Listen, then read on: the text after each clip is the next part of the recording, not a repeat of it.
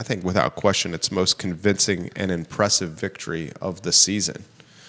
Doing it on the road, doing it against a pretty good Pittsburgh team, and doing it in all phases of the game of basketball. I mean, Day-Day Ames was impressive. Andrew Rohde looks like just a complete point guard at times, a triple-double threat last night against the Pitt Panthers, and a guy whose assist-to-turnover ratio over the last, 6 games has been one of the best in college basketball.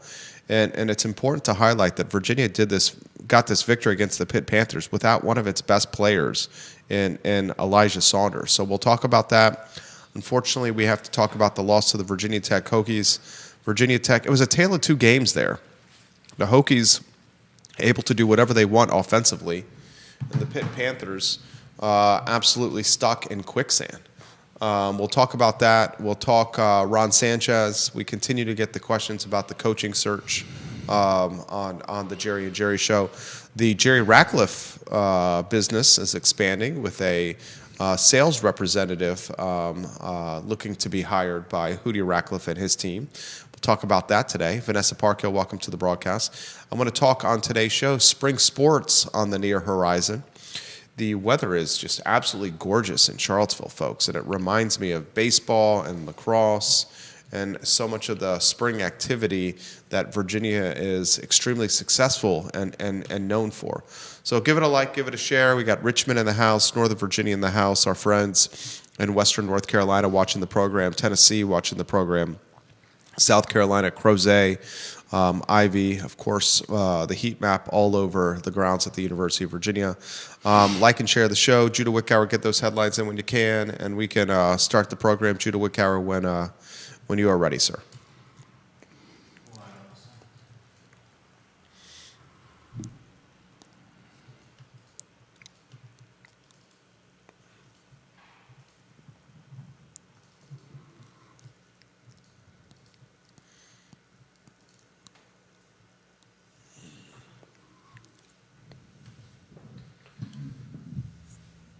Good Tuesday morning, guys. My name is Jerry Miller, and thank you kindly for joining us on the Jerry and Jerry Show. It's great to connect with you through the I Love CVille network on a show that features a household name, Jerry Hootie Ratcliffe, the Virginia Sports Hall of Famer, the namesake of JerryRatcliffe.com, a man whose phone contact database is as deep as anyone's. And I think you saw that last week on the Jerry and Jerry Show with Ralph Sampson in the house, a second rodeo for the greatest basketball player of all time on our program. And the feedback we have received from the Ralph Sampson interview has been about as long as a good kid's Christmas list. We'll throw the Ralph Sampson follow-up to Hootie Ratcliffe here in a matter of moments. Of course, we'll talk Virginia basketball.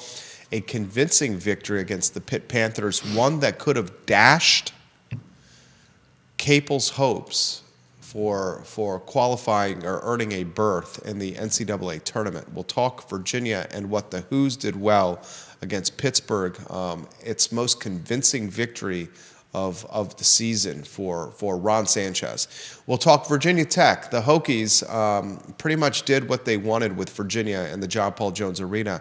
We'll compare and contrast what went well against the Pitt Panthers and what did not go so well against the Virginia Tech Hokies on today's show. We'll take a look at the season, the games that are upcoming. Virginia's getting into the meat and potatoes of its schedule, and the schedule is got games on it that's winnable. I mean, there is no dominant team in the Atlantic Coast Conference this year except for the Duke Blue Devils. Every game in some ways is winnable, so we'll see what happens with Virginia.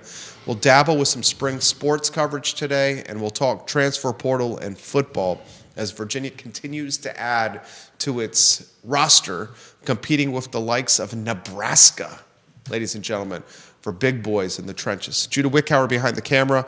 If we can go to the studio camera, then the two-shot, and welcome Hootie Ratcliffe to the show. My friend, good morning. Good morning. Hope things are going well. Things are going quite well. The feedback we have received on Ralph Sampson, the interview from last week, was pretty significant. Give us a snapshot of what you were hearing. Oh, yeah. We got tons of feedback and just the little blurb about who he would like to succeed Ron Sanchez, assuming there'll be a coaching change there. That sent the website over the top yesterday. So, anytime Ralph talks, it's big news. Ralph Sampson said Rick Carlisle. He did. I didn't have an opportunity to follow up with you last week because Ralph was on the show. Your thoughts on Rick Carlisle for this coaching job? Well, it makes sense, assuming that they're going in a direction like that. I mean, he's one of the winningest coaches in the NBA. He has obviously close ties to Virginia, having played for Terry Holland here. He's been a constant, I don't know what the right word is, not really a contributor, but he has always given back to the university in some way or the other. He's been back to speak to groups he's been back for a ring ceremony. He came back for the implosion of University Hall. He comes back to reunions, basketball reunions. He was back for Coach Holland's memorial service. He was at Tony Bennett's press conference when he resigned right before the season. He has a vested interest in this basketball program, and it's dear to his heart. He is building a home here, if he hasn't already finished construction of it. His daughter attends UVA, so there's a tremendously strong ties to the university, and I mean, the guy's making about $8 million a year, which is one of the top salaries in the NBA. So, I mean, why not? He's proven just about everything you can prove. It would be interesting. I'd like to hear from some of our viewers out there and listeners as to what they think about. And I've had this discussion with some people who, even a couple who I think are involved in looking at who's going to be the next coach.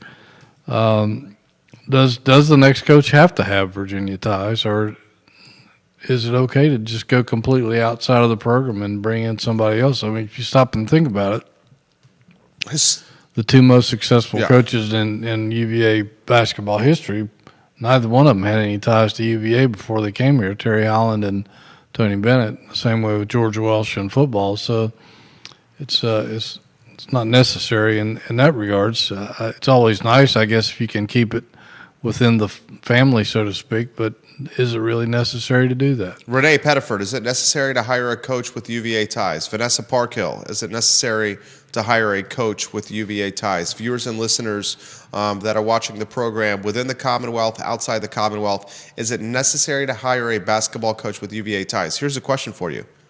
Will Ron Sanchez get a chance to continue coaching this program? There's some that are close to the program that said there's not a chance in HE double hockey sticks that Tony Bennett would have stepped down without giving Coach Sanchez a significant runway, not just the interim year, but longer to coach this program.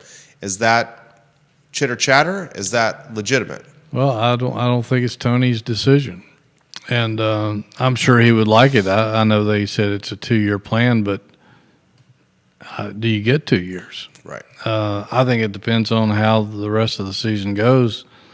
I mean, if they can continue to play like they did last night and finish really strong, there's no way they'll get in the NCAA tournament, I don't think. But I mean, the only way you're making the NCAA tournament now is if you win the ACC tournament. Yeah, and the prospects of that, I mean, it can be done. We saw NC State do it last year, coming from the depths of the league and winning what did they win, 4 or 5 games in a row in the tournament? People thought that was impossible. It is. They proved it's possible, but the odds of that are staggering. But you know, who knows if they can continue to play like this down the stretch, maybe he'll get another chance. I don't know. It's unlikely, but I think it's not inconceivable.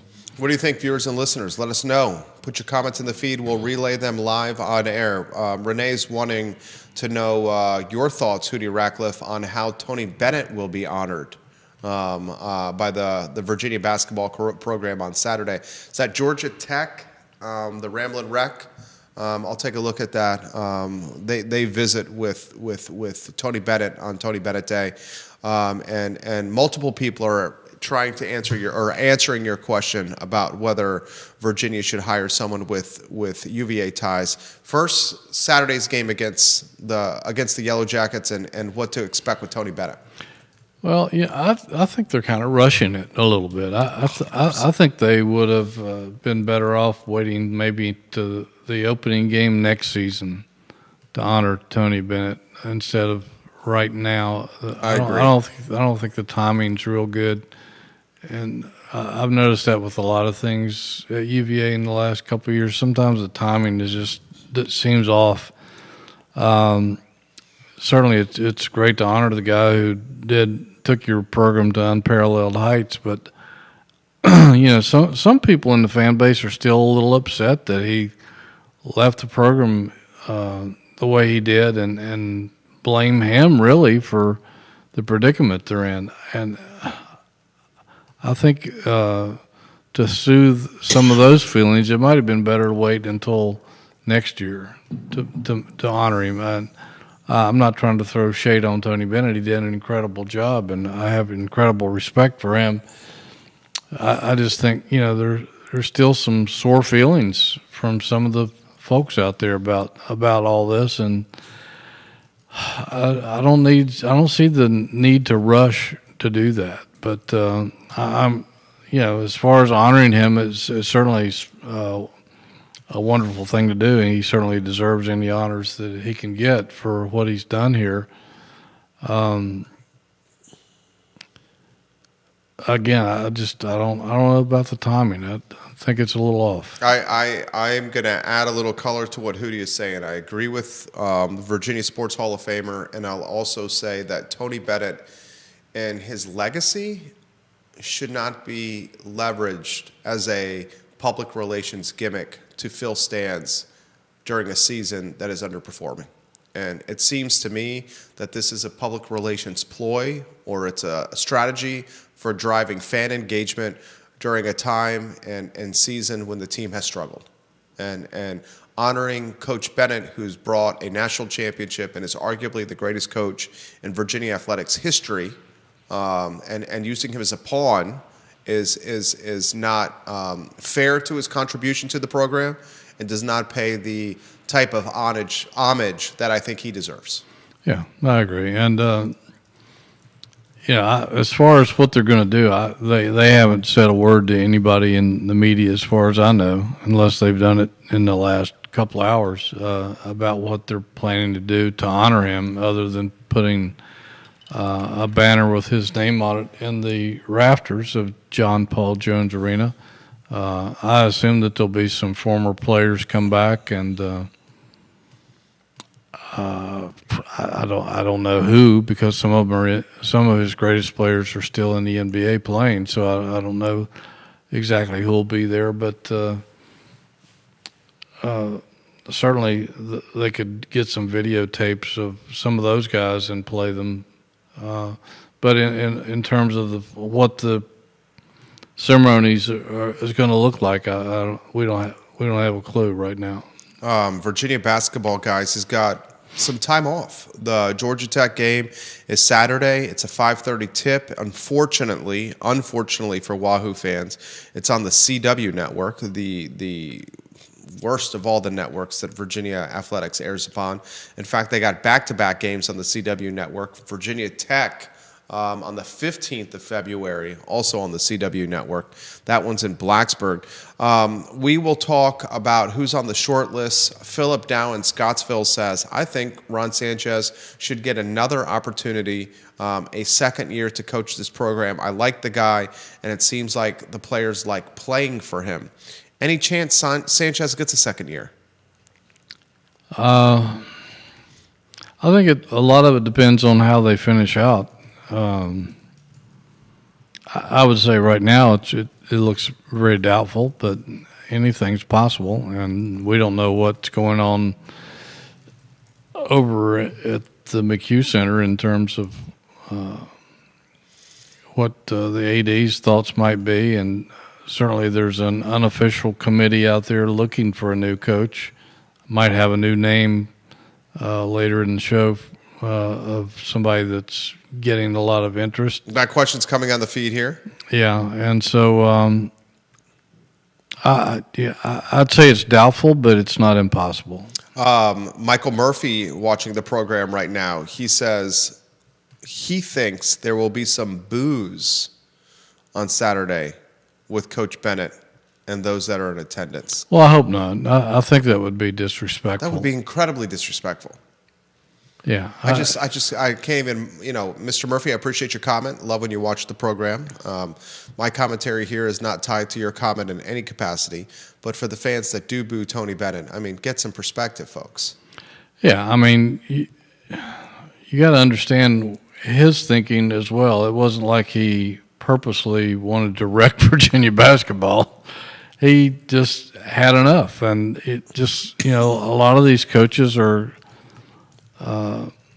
doing the same thing. Leonard Hamilton just did. His timing wasn't the best in the world, obviously. Kind of put things in disarray, but you can't blame the guy for wanting to walk away when he just didn't have it in his heart to do it anymore. It's like if you're at your job and things just keep eating at you and you feel like you can't give it your best 100%, it's better to walk away and turn it over to somebody else. And coaches are no different.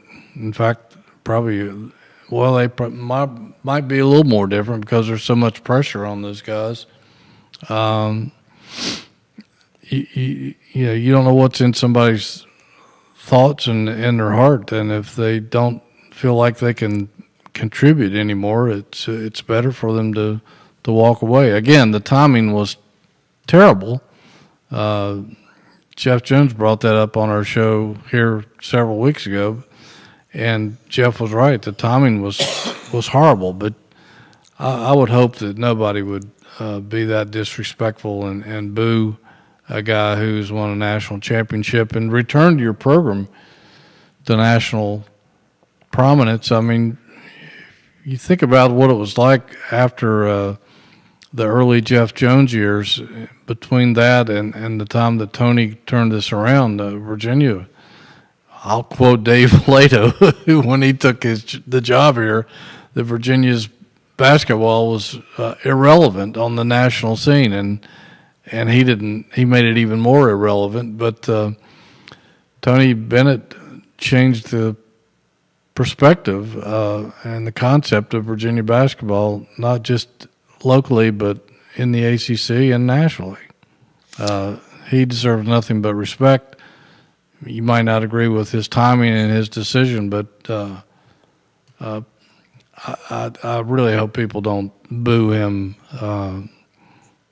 at all during the ceremony. That I just think that would be ultimate disrespect. Hootie Ratcliffe's got a new name to add to the coaching short list here. I'll ask him that new name in a matter of moments. The Queen of Earlysville, Vanessa Parkhill, said the case for why Rick Carlisle could be a good choice for UVA seems pretty clear to me. But one, would UVA be able to pay enough for him to leave his NBA salary?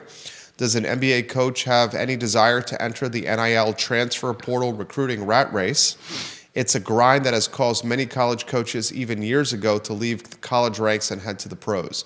Ms. Parkhill makes a very good case for why Rick Carlisle may think twice of taking the UVA job. The intriguing element of Rick Carlisle being the head coach, I think he would need a general manager to also be hired to help him run that program. I agree, and even if he's not and somebody else is, it might not be a bad idea, because I think it's time. It's time, because the pressure and demands. Ralph talked about that on the show last week. It's 365 for these guys now. There's no time off. They're under constant pressure, particularly to recruit not just high school players, but through the portal and to recruit their own players to stay. It's more than any one coach can handle, and I think they need an administrator of a GM type that can handle some of this and take some of the pressure off. Do you want to? And as far as Rick Carlisle goes, again, yeah, he may not want to put himself under that kind of pressure. It's enough pressure in the NBA, but they don't have to deal with. They've got other sets of problems to deal with, and they do have general managers and that sort of stuff. So, I don't know how involved he is in the day to day of that aspect of the game, but maybe he's building a house here to retire and enjoy his life instead of getting caught up in, like you said, the rat race of the NIL and transfer portal, and enjoy his life after coaching. I don't know if he'd want to be involved in that or not. He's 65 years right. old, so it's not like that he's a guy that's running around wanting to make an impression on people. I want to highlight the abundance of riches we have from an X's and O's standpoint in Charlottesville. Pete Gillen lives here. Tony Bennett lives here. Jeff Jones has a house here. Yep. Rick Carlisle's building a house here. There's 4 former basketball coaches that all live in the Charlottesville area. You don't find that very often. I mean, think about that. You don't find that very often. That just speaks to the quality of life of what it's like to live here. Dom still lives here. Cross coach, right? Yep. I mean, you got a lot of folks that could live anywhere they want with a lot of money that are choosing to call Charlottesville home. And as far as the money that Vanessa was asking about, I've been told, and I don't know how accurate it is, but I've been told by somebody who's privy to some of this information that money is no object when it comes to hiring a new coach. So I'm not sure that would be a problem. I mean, if the transfer portal with football and throwing millions of dollars at college football players to leave programs like Notre Dame, and to head Ohio State and to head here is any indication, money is going to be no object for a basketball coach. Yeah. I completely agree with that. You kind of got my antennas up with the tease that there's another name on the short list. Gloria Diane West, welcome to the program. Thank you kindly for watching. Well, I believe that there's a guy that they've got their eye on. It's a little bit under the radar. College basketball fans will know who he is, but T.J. Otzelberger, who's the head coach at Iowa State. He's 47 years old. He's making $2.5 million a year, which makes him very affordable. He's worked his way up, was from being a high school coach to a junior college coach to an assistant at Iowa State, an assistant at Washington, then the head coach at South Dakota State and UNLV. Came back to Iowa State in 2021. He's won 70% of his games since he's been at Iowa State, 87-37. His first year there was the biggest turnaround in the nation that year. They won 22 games and went to the Sweet 16. He is been recognized as one of the top recruiters in the nation. And his wife is a former WNBA player, so you talk about a basketball family, but he fits the mold of what Virginia's looking for, and I think it's somebody that Virginia fans should keep a really watchful eye on should they decide to make a change. Not just a former WNBA player, his wife was also a coach. Yeah. That's right. This is a coaching family. Started coaching in the ranks of Catholic school basketball, and is a name that is gaining significant momentum and attention. The Summit League Coach of the Year in 2018. A new name to the short list here. How does that short list shake out right now in early February? Well, we're still not. I mean, there's nobody really talking much, but we know that they have at least had some reached out to Shaka Smart. We've heard that they've reached out to Mark Few. We don't know how true that is. To Matt Painter, we don't know how true that is. Certainly Ryan Odom is somebody that would be of interest. The guy at Furman, Bob Ritchie, I think. And I still don't buy the Baylor coach, Drew. I don't see why he would leave Baylor to come here. No, it makes absolutely no sense. I don't think that's going to happen. I think Carolina could get him. I just don't think Virginia would get him. Hubert Davis certainly on the outs. Scott Drew is coveted by anybody in college basketball. Hubert Davis is coaching for his life. I'm not even sure he can save his coaching life now in Chapel Hill. Be awfully hard. It would be awfully hard. I think we're about to see an ACC completely change from a coaching standpoint. Florida State's going to replace a coach. Miami, the Hurricanes, are going to replace a coach. UNC, North Carolina, Chapel Hill is going to replace a coach. The University of Virginia is looking very likely like it's going to replace a coach. No shade on Coach Sanchez. The natives are extremely restless at Notre Dame. And he's only been here 2 years. This is his second season here, but it has not gone well. No, they're not investing in their basketball program either. So that's not a really good move on Notre Dame's part. Right. Boston College continues to struggle. Syracuse is struggling mightily. I mean, we may see Georgia Tech. Georgia Tech is another example. It's Carousel in Hotlanta. We may see a half a dozen new coaches in the Atlantic Coast Conference. Yeah. Which is bananas to say, considering at one time Mike Bray, Roy Williams, Mike Krzyzewski, Jim Larinaga, Leonard Hamilton, Jim Boeheim, Rick Tony Pitino. Bennett, Rick Pitino. It was the best coaching landscape maybe in all of basketball, including the NBA. Yeah. The ACC. Hall of Famers all around. And you see why maybe the conference has slipped. Only one team ranked in the top 25. The Duke Blue Devils, only one team right now of merit in the ACC. The Odom name is the one that intrigues me the most and seems to be the most realistic to me. One-time UVA ball boy. I don't see Shaka Smart. Okay, Shaka Smart is at Marquette. He's making a bag of money. He's in an easier program to recruit, a larger TV market, a better conference. Why would Shaka leave? I don't see Scott Drew leaving Baylor. I don't think you do either.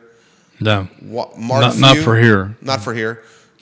Scott Baylor said no to Kentucky and Louisville. Why is it going to come to UVA? Right. Mark Few is Gonzaga. Yeah.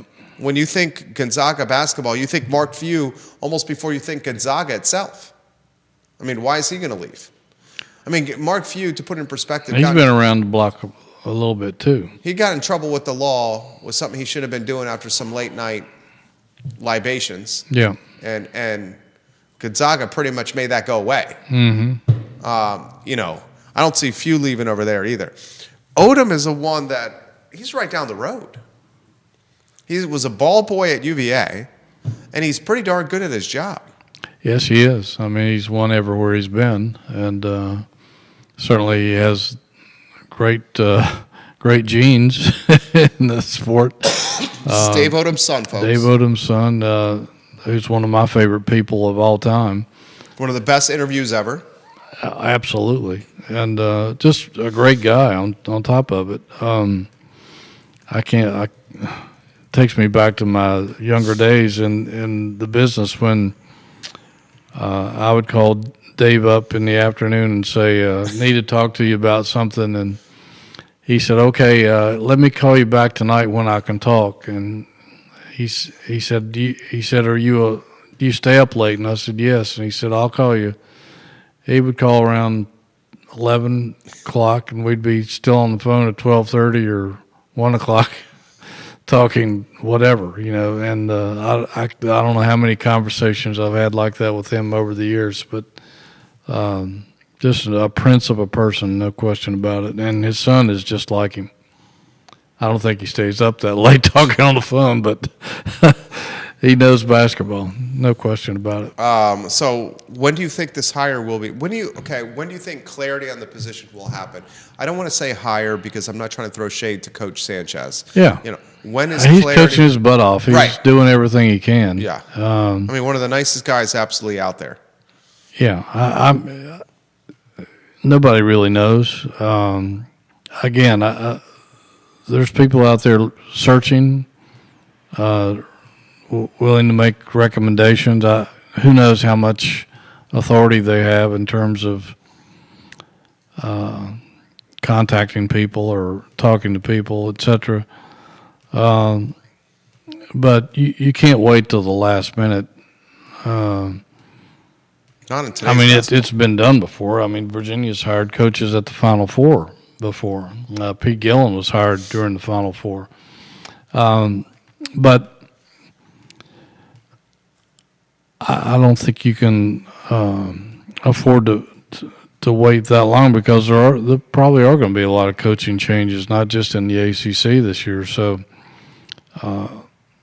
you better have your ducks in a row and at least have some unofficial talks or something to agents or whatever going on behind the scenes as things develop. But when they decide to, go one way or the other, I'm not really sure. It just depends, I think, on how the rest of the season goes. And if they continue to win and play well like they did last night, who knows? They may string it out. Could be Final Four before they make a deal with somebody, or they may not make a deal with somebody. If the season would go south, they might decide to go ahead and try to line something up behind the scenes and not announce it until after the season's over. But I assure you that there's people out there searching as we speak. We've gone, the show's on fire right now. Viewers and listeners, we'll get to your comments here. Everything went well against the Pitt Panthers. They couldn't have played much better. It was one of the best basketball performances I've seen from Virginia basketball, including the Tony Bennett era. Day-Day Ames, the last time a UVA player scored 27 points, was it DeAndre Hunter against Texas Tech? Probably so. I was going to look into that today. I know nobody did this season, and I don't think anybody did last season. So it may be all the way back to Texas Tech. I think it was DeAndre Hunter against Texas Tech, who's now playing for the Atlanta Hawks, folks. Yeah. Andrew Rhodey almost goes off for a triple-double. Day-Day Ames is scorching the Pitt defense. They pounded Pittsburgh without Isaac McNeely having his A game, and with one of their most complete players, Elijah Saunders, on the bench. Yep. It was an incredible victory. What did you see against Pittsburgh? Yeah, I think everybody was stunned, even Coach Sanchez and certainly Jeff Capel. He was expecting his team to bounce back after a tough road loss at Wake Forest. They had just been proclaimed a team that was worthy of being in the field of 68 or whatever it is now. Yeah, Lenardi had them as the last five in. Yeah, so it was a great opportunity for them in front of a big home crowd. They get some real strong momentum going down the stretch, and they laid an egg, huge egg. And the funny thing was, even Ron Sanchez laughed about it after the game. He said, we only had 1 day of practice, and he said, maybe we should practice less. So, it was unbelievable, the effort that they put in. And, we saw it the last 6 minutes of the Virginia Tech game, and I don't know what took them so long in that game. Had they played anywhere like this against the Hokies, it would have been a Virginia win. I don't know if it had been as convincing as last night, but they certainly would have won the game and had some great momentum going. But every aspect of the game, they dominated last night. They manhandled every position. And Capel was incredibly frustrated. He was so frustrated. He said it was as bad a performance of any team that I've ever coached. Yep. He said our body language was bad. They saw it, and they fed off of it, and he was exactly right. The fans were booing their own team. Yeah, it was unbelievable. And they left the arena. Yeah. It was as convincing a victory as I'd ever seen. And, we have to do this. Andrew Rohde deserves positive praise from the fan base, especially the fan base that was so heavily nasty toward him last year. They're still nasty toward him in some corners, no question about it. And, this guy, he is a fierce competitor. Maybe the most fierce competitor on the team. And another thing that's interesting here, he maybe has emerged as the leader of the team. Yeah, and he's not 100% either. I mean, he's been playing on a injured leg. It's wrapped in the game. Yeah, and he's gutted it out, and don't blame him for missing that shot against Virginia Tech. I don't even understand. He did everything he could possibly do. Right. If his leg had been 100%, who knows? He might have had that extra step to get down there one step closer and lay it in. Totally agree with you. Under less pressure. But the fan base ripping him for not passing the ball against Virginia Tech late in the game, I just don't even understand that mentality. The man drives the entire floor and gets a relatively decent look. There was like 3 seconds on the clock here. I mean, it's not like this guy had an opportunity to drive and kick. Yeah. You're looking for any look at that point of the game. Right. And he had a hell of a game against the Hokies. He did. He played his butt off. And he might not be the greatest shooter in the world, although he is incredibly improved from a year ago. But his numbers in the last few games are spectacular. He's not turning the ball over. He's dishing out big-time assists. And his shooting's been pretty darn decent of late. You got to give him credit. And, early in the season, when Day had his career high against Holy Cross, 16 points, I asked Ron Sanchez about if the team needed a little bit more of that kind of nastiness, that inner city kind of the dog toughness, dog. Yeah. And he said, he wished he could syringe that into all of his players. And he said the other guy on the team that has some of that nastiness is Andrew Rohde, and talked about what a competitor he is, and we've seen that come to fruition. Rohde's one of the first guys off the bench celebrating other teammates, running into his teammates, pushing them, shoving them, giving them props. I mean, he's a competitor. Yeah, he is an absolute competitor. And Andrew Rohde, ladies and gentlemen, against Pittsburgh, 9 points, 9 assists, 7 rebounds, not a single turnover.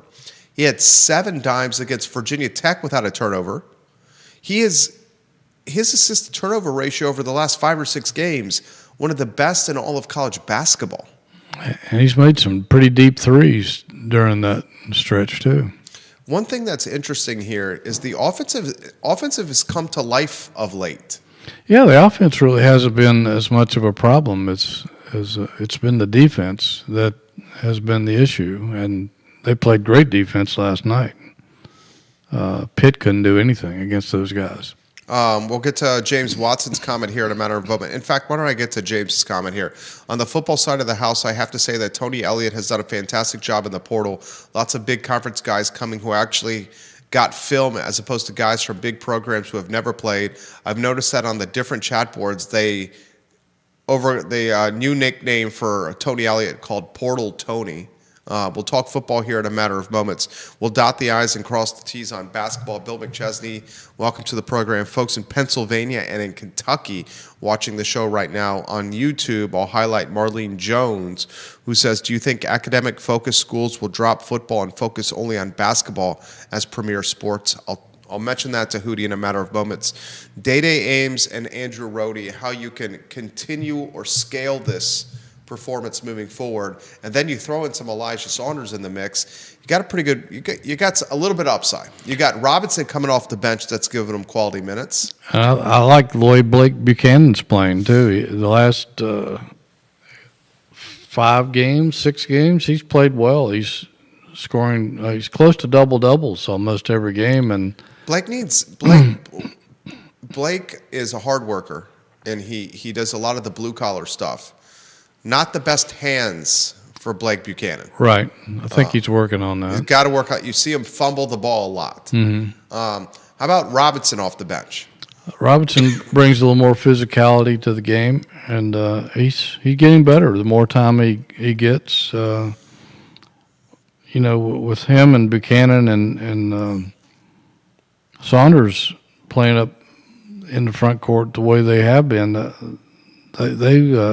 they're formidable in the front court when those guys are on. Kofi, I think he's maybe hit a little bit of a freshman wall. 100%. So hopefully he can regain some of his game down the stretch. But all 3 of those guys are doing well. There's no question about it. A lot of commentaries coming in with the portal with football. I'll transition to football. Before we do, any I's you want to dot or T's you want to cross with basketball. Georgia Tech on the docket, a must-win game on Saturday. Georgia Tech right ahead of Virginia in the Atlantic Coast Conference standings. Virginia Tech, a week after the Georgia Tech game, there's a pretty long gap of action, live action for Virginia at this point of the season. Anywhere you want to go, Hootie? Yeah, it's funny the way the schedule is. They've just played 3 games in 6 days, and now they'll go almost a week without playing a game, and then almost another week. But it's erratic in terms of schedule for sure. But yeah, Georgia Tech is one of 4 schools that's a half a game ahead of Virginia in the standings, and we know how important that is at this point. Trying to make the ACC tournament, Virginia's currently in 15th place and trying to hold on or improve their standing there so they can make the tournament. Georgia Tech surprised everybody the other day, upsetting Louisville. Nobody saw that coming. Nope. So I think they play Clemson maybe this week, maybe tomorrow night. I'm not sure. So that's something to keep your eye on. But it'll be a huge game, and maybe Tony Bennett will bring them some good luck. He'll be their good luck charm on Saturday. Tony Bennett, guys, on Saturday being honored for his contributions to the program. For the fan base watching the program, I hope it's a night of positivity and one that pays homage to a coach that may be the greatest one in Virginia history. How about the transfer portal with Virginia football, Hootie? I'll give them hats off to them. They've done a great job. We talked to their recruiting coordinator the other day and met some of the I think 5 or 6 of the transfer portal guys, including the quarterback Chandler Morris from North Texas State. I was really impressed with him. He's a very well put together young man, and I'll be writing a story about him over the next couple of days. We're meeting with Tony Elliott tomorrow. They're not planning on signing anybody new tomorrow. Tomorrow's the second National Signing Day, but he'll be talking about the transfer portal class, and so I'm going to wait and write the story about the quarterback and the other guys after we talk to him tomorrow. But I'm sure he'll be wearing a big smile because they've done a good job in the portal. They've taken advantage of the NIL money that has been contributed, and I think they've done a really good job with it. Talking to some of those guys, they were all impressed with Virginia's new football home, the Hardy Football Center, and after Molly and Robert Hardy. State of the art. Weight room blows people away. All these guys were that we talked to were impressed with it, and they've done a nice job of bringing in people into the spots that they needed. And of course, they needed a lot after losing a ton of players. I think they've got around 19 or 20 transfer portal guys, and they still can sign some more when the portal opens up again. I think they would probably like to add a little bit more to the secondary, but they're killing it. Filled a lot of needs. Yeah, they're absolutely killing it. This Virginia football team and Tony Elliott, and it's a make or break year. This is the challenge that Coach Elliott's going to have. He's done the first stage, get talent into the program. Mm-hmm. The next challenge he has is, can he take talent that's brand new to a program and perform in a make or break year for the coaching staff? Yeah, that's.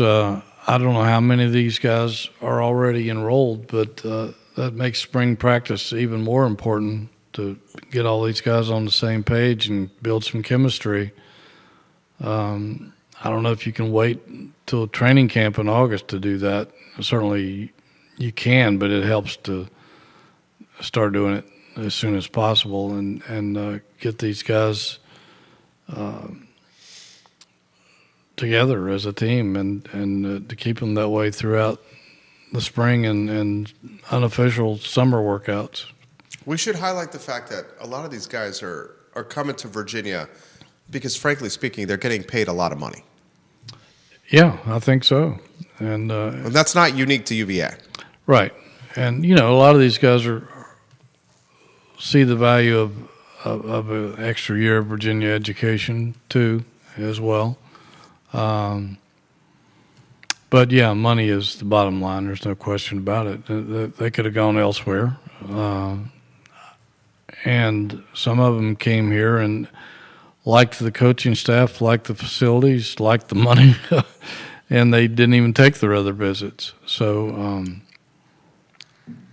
I think Virginia's got a lot going for them if they can put it all together. Yep, I think. And you're right. This is a huge year for Tony Elliott. It's his fourth year, and people are expecting a bowl game or bust. Yeah, I think that's a reasonable expectation. Marlene Jones on YouTube, do you see a lot of academic-focused schools dropping football and focusing solely on basketball as a premier sport?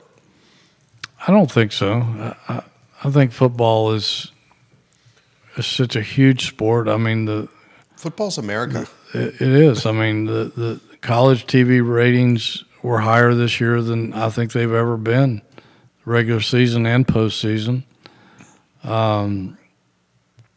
It is America's sport. I think we've said before here that according to Sportico, if you look at the 100 top-rated TV programs of any kind in the Nielsen ratings last year, 94 or 96 of those programs were NFL games.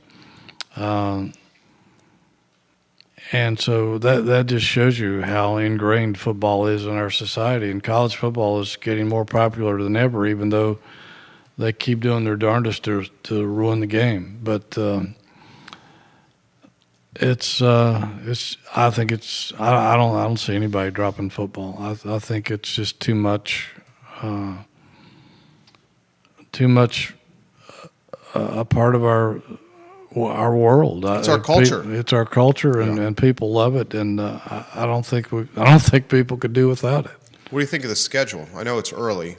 It's incredibly lighter than a year ago. If they had this schedule last year, they would have been in a bowl game, and maybe even a decent bowl game. But you don't play Clemson, you don't play Florida State, you don't play SMU, you don't play Miami.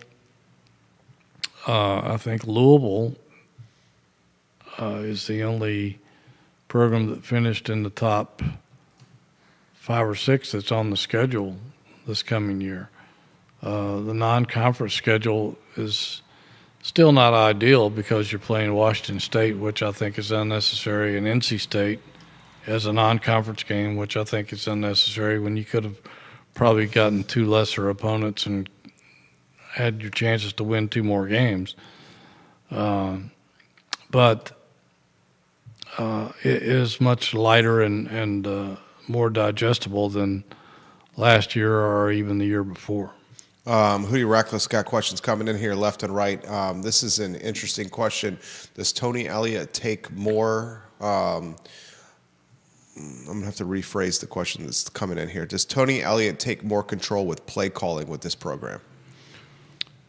I'd like to see him do that. I don't know what he thinks about it. I think he has a lot of trust in Des Kitchens, and he praises him every opportunity he gets about his knowledge of X's and O's. Says he knows as much as anybody he's ever talked to.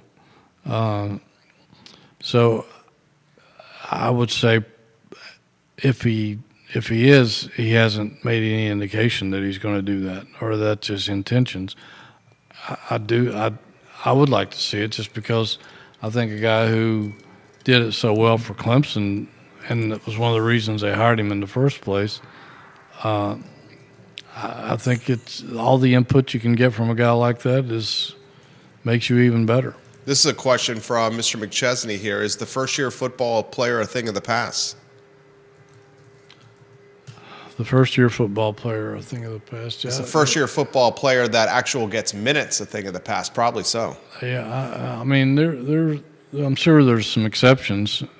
There's a few guys that played this past season as a freshman, and like Cam Courtney, who was contributed as a true freshman, and Cam Robinson the year before that. There are some guys who are capable of contributing as first years, but I think they're going to be fewer and further between now that the NIL has become so prominent.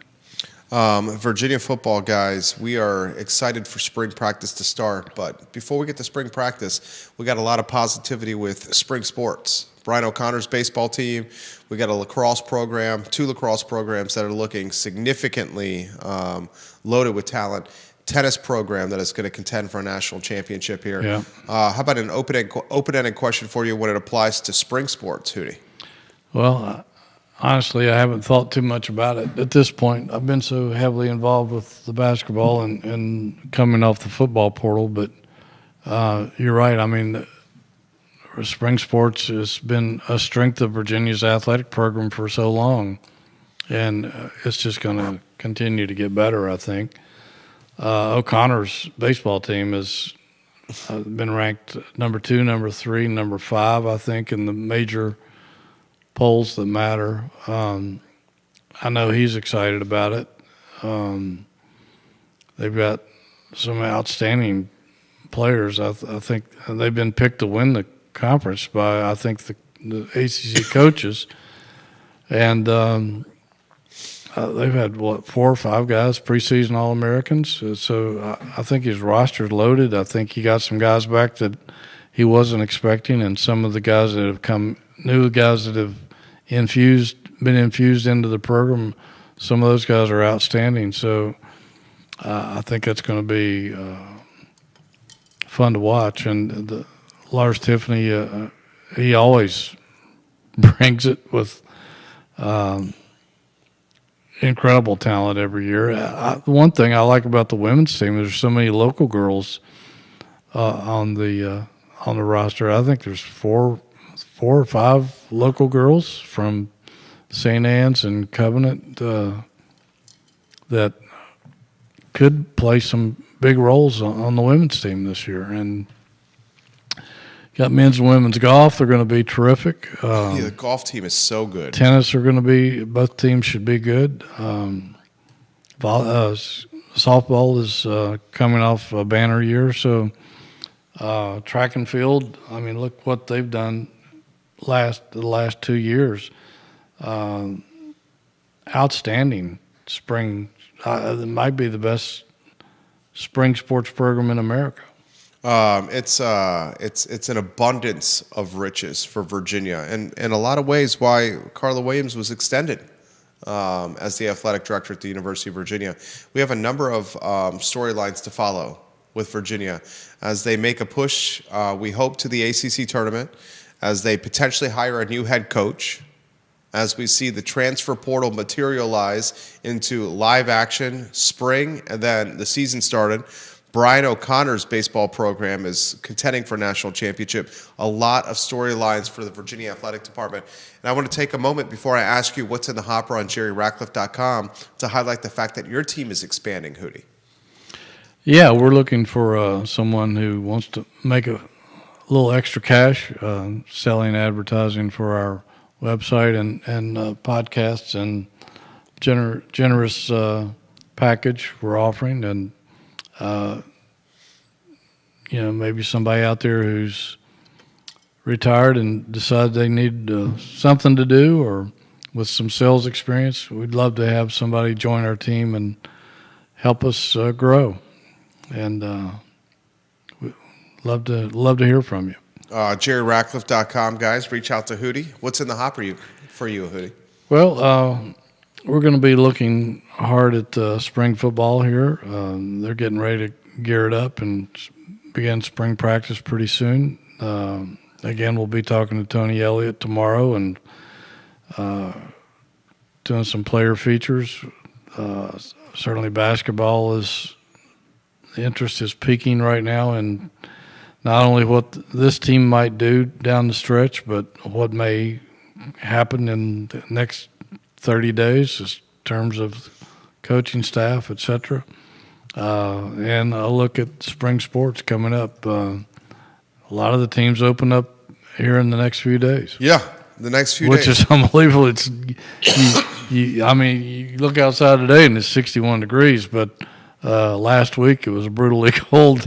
It's hard to think about spring sports starting up here the first week of February. Virginia baseball starts in less than 10 days, folks. Lacrosse is this weekend, right? Yeah, I mean, it's Virginia baseball's got the Michigan Wolverines in a week from Friday. Lacrosse, ladies and gentlemen, the lacrosse team, if you're following Virginia spring sports, they got Colgate on Saturday. Yeah. Here in Charlottesville.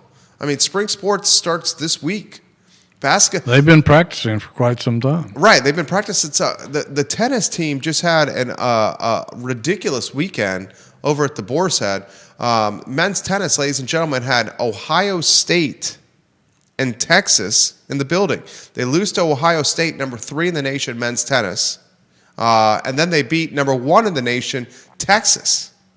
I mean, this past weekend in Charlottesville, you had the 5th-ranked UVA team playing the number 1 ranked team in Texas and the number 3 ranked team, Ohio State. Yeah. They're not afraid to schedule, that's for sure. Not afraid to schedule. And an absolute abundance of riches for spring sports. JerryRatcliffe.com for anything UVA related. JerryRatcliffe.com. Judah Wickower behind the camera. If you're looking to join a team that's absolutely growing, JerryRatcliffe.com is looking to hire you guys. Reach out to Hootie. Thank you kindly for joining us on the Jerry and Jerry Show. The I Love CVille show is up, ladies and gentlemen, at 12:30 p.m. So long, everybody.